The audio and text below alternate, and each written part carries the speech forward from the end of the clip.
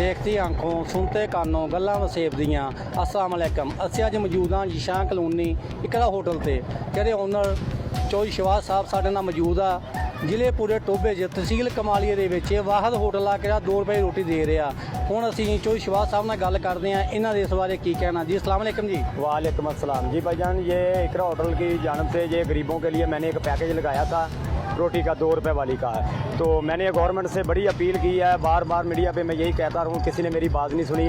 गरीबों के लिए मैंने ये 2 रुपए रोटी सालन के साथ दे रहा हूँ और गरीब बहुत ज़्यादा है। अगर हुकूमत पाकिस्तान अच्छा काम कर रही है ना, मरियम नवाज साहबा या नवाज शरीफ या शहबाज शरीफ साहब कर रहे हैं, अगर मेरा साथ दे तो मुझे आटा सस्ता दे या मेरे से तावन करें तो मैं आवाम के लिए लाइफ टाइम ये 2 रुपए रोटी वाली ऑफ़र चला सकता हूँ।